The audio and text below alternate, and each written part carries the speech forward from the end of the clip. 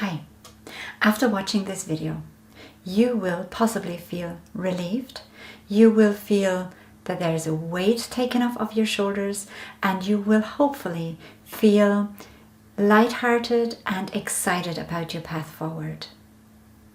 Because many mystics, many saints have portrayed this kind of image of the path forward in our evolution, in our development as conscious souls, that we need to lose our ego completely, that we need to remove ourselves from the 3D world, and that we need to overcome our ego, our flaws, our low vibrational states, our low consciousness states, in order to become enlightened, in order to become closer to God, to become saint-like, to become our true selves.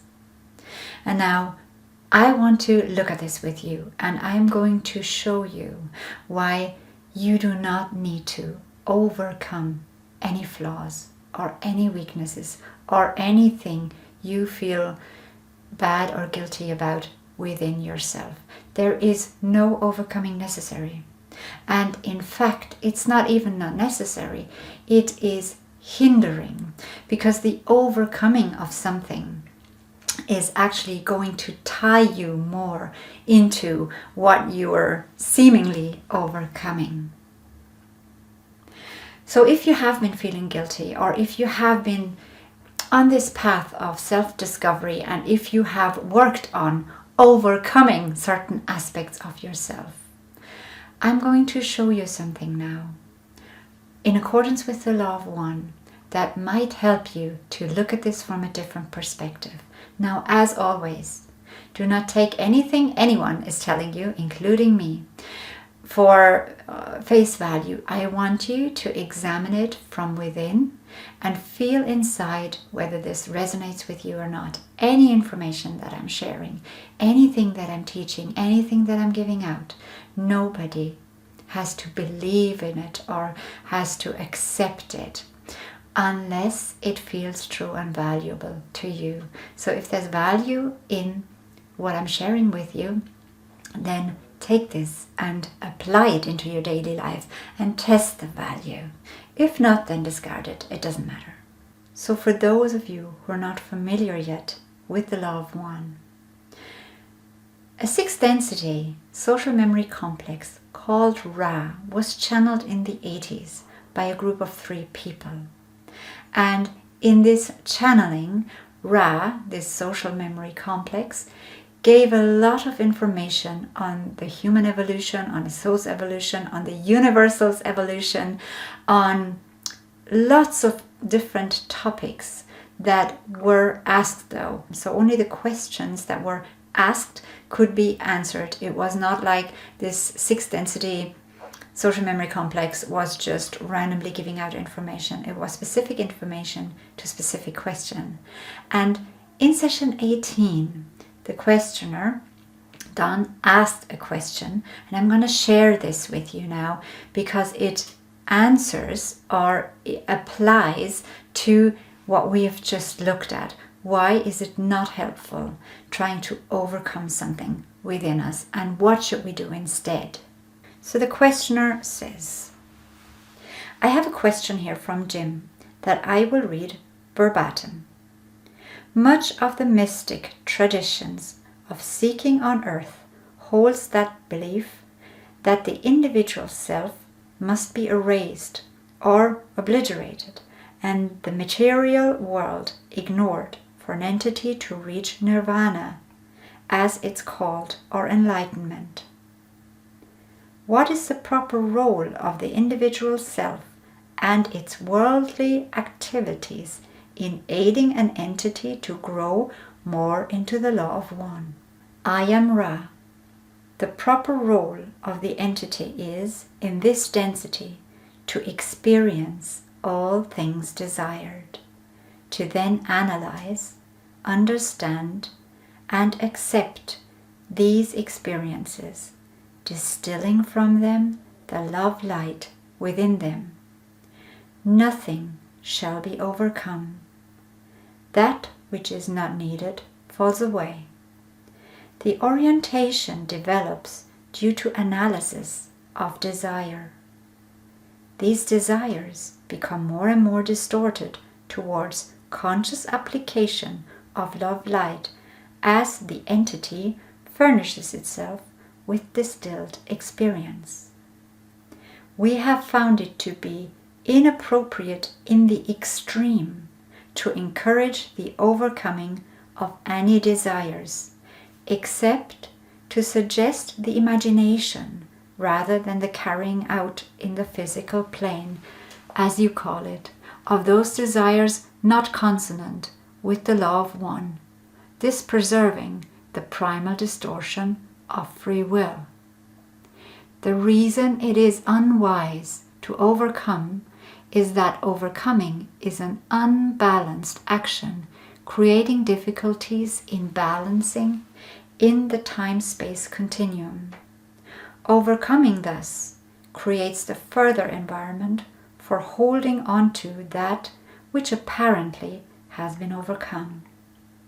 All things are acceptable in the proper time for each entity, and in experiencing, in understanding, in accepting, in then sharing with other selves, the appropriate description shall be moving away from distortions of one kind to distortions of another, which may be more consonant with the law of one. It is, shall we say, a shortcut to simply ignore or overcome any desire. It must instead be understood and accepted. This takes patience and experience, which can be analyzed with care, with compassion for self and other self.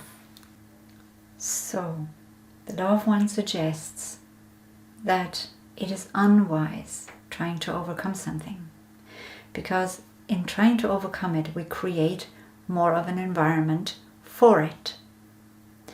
So what we need to do, what the role is of an entity in this third dimension, so what our task basically is on this earthly plane, is not to overcome something. And this should straight away kind of make you go, oh, okay, I don't have to overcome it. I don't have to fight these fights I have been fighting for so long. And I know many of you are struggling. You're struggling with your egos. You're fighting your egos. The aspects within yourself that you feel are unworthy, are not in accordance with the law of one, are not in accordance with love, with free will, with whatever you feel it goes against. So the law of one teaches that instead of trying to overcome it, we need to accept that there is a time for every experience, right? So let's make this concrete. So let's say there is an experience that you keep repeating that you wish to overcome, right? Let's say anger, because that is an emotion that many people who are on the path of consciousness and enlightenment, that they in the early stages may find a hindrance, or may find this can get them easily straight away from their path. Because anger, whether it is at politics, whether it is certain things that are happening in the world, whether it is things that are happening to us, anger can bring us out of alignment very quickly. And most of us have realized that and know this. So it would be understandable to say, well, I want to shed this. I want to overcome anger. But in overcoming anger, now the first question is, how are you trying to overcome it? Right? What are the strategies? And oftentimes there are strategies that are not only not working, but they can actually be damaging, because every time we fail then afterwards, we feel even smaller, and this can perpetuate, this can increase the amount of times we get angry, and this can increase this subconscious pattern, because we just feel worse and worse and worse the more we're trying to overcome it.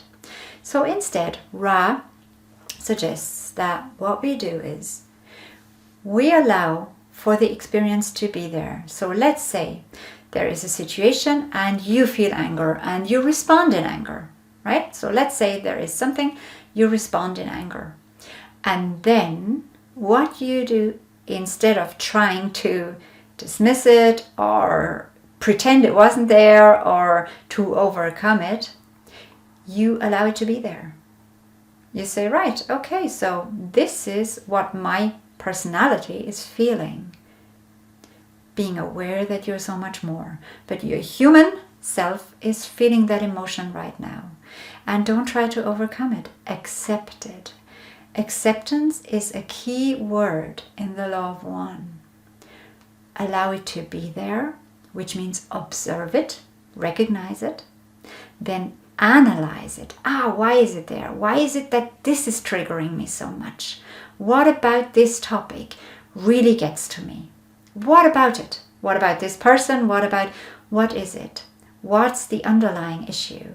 Is it a feeling of fear? Is it a feeling of pain? Is it a feeling of lack? Is it a feeling of insecurity? What gets triggered? What is actually the underlying cause? So it's this analyzing bit. And do this, now that's my addition, do this with a type of curiosity. Be curious how a human being experiences these emotions and what lies at the bottom of them. Don't say these emotions are bad, they shouldn't be there in a saint or in a holy person or in a loving being. No. Even Jesus got angry. Even Jesus was impatient. Why? Because he was a human being. And I do mention this every now and then because for us it's so, we tend to point to others where we know these beautiful stories and we only tend to highlight the perfection in them. But because they were humans, they also failed. Failed. There is no such thing. But in our eyes of what perfection is, they also failed. They also, got impatient, got mad, got annoyed and grumpy and maybe harsh, unloving, unjust, not fair, unfair. And that's okay. Because what the person on the path to enlightenment or to their true self, to the remembrance of who they really are, what they do is, because they're still in human form, they observe their own patterns. They observe their thoughts, their behaviors, their reactions, their emotions without judgment. Because that's who we truly are. As soon as judgment comes in with the ego. So then, instead of overcoming it, we look at it, we analyze it, we understand it. So don't give up unless you've understood why this is there. And it doesn't mean I'm totally right to be so angry at them because they're so wrong. That's not understanding. Understanding goes deeper. As in, I understand, I feel threatened by this because it makes me feel like I may not be loved by this person due to the comment they just made. Or it makes me feel powerless when I see the violence going on in the world. So it's not the anger, it's the I feel powerless, I feel saddened, I feel pain. So this is what's there. So understand what's there and then honor what's there. Honor what's within you, underneath the anger, let's say. That's just one example, but you can do this with anything that you're trying to overcome. Right? And after that understanding bit, you accept it. Okay, this is how a human being responds and reacts. Well, there's a difference, but reacts, let's say, or can react internally. Now, how you respond, whether you verbalize it, whether you don't respond, whether you respond then by saying, I feel what I feel, I go through what I go through, and maybe in my mind I visualize slapping them or whatever, right? Because that's what Ra also suggests. You can imagine yourself acting out what you don't want to act out. Therefore, you allow the person still to be unharmed. But energetically, you do get involved. But after the acting out, you also realize this is foolish because all is one, the law of one. So if I'm acting out against this situation, against this person, if I want to cause harm, in the end, I'm causing harm to myself because there's only one thing. There is only self. There is only one. And because I do not wish to do that, and I can understand that, the proper response then would be, again, not to deny what I feel, but after going through this process, to bless what has just happened, and to bless this difficult situation, this difficult encounter, person, whatever just triggered my anger, to bless it as one exercise of self-realization, of self-consciousness, of growth opportunity on that day. So you can bless this and say, this has actually helped me to understand my anger reactions better. Thank you. Still allowing the other person or the situation to be what it is. Now, sometimes we also need to act and change something and make it better or less harmful for others, right? But you will know then what the proper response is. But then you bless it. You accept it as your lesson. You accept it as an experience. And you bless it within you. And in blessing it within you, the issue of anger dissolves. The issue of anger is no longer the issue. And you can do this with each and every thing or aspect. And therefore, if we look at our flaws and our difficulties that we have with ourselves from that perspective, and no longer from the perspective of I have to overcome myself, I have to overcome my bad habits, more like I need to understand my bad habits. It goes for addiction, it goes for any bad habit, really, anything. If we approach it with those steps, with that process, we're growing. And there is no need to go against anything, because we know whatever we go against, wherever there is resistance, we create more of what we don't want. Because resistance increases our focus and attention on that. So rather than doing that, we focus on our process. We focus on understanding. We focus on accepting. We focus on blessing. And this is who we truly are. And so even anger can make you more of who you truly are. Or even your addiction can make you more of who you truly are once you use it to understand, to process, to bless, to grow. And the result will be that you no longer have this. But it's not an overcoming. It will fall away because it will no longer be in alignment with your true, more and more truthful expression of who you are. So I hope this was helpful. Let me know in the comments if this helped you. I'm going to love you and leave you for today. And we'll have a conversation the next time if you want to.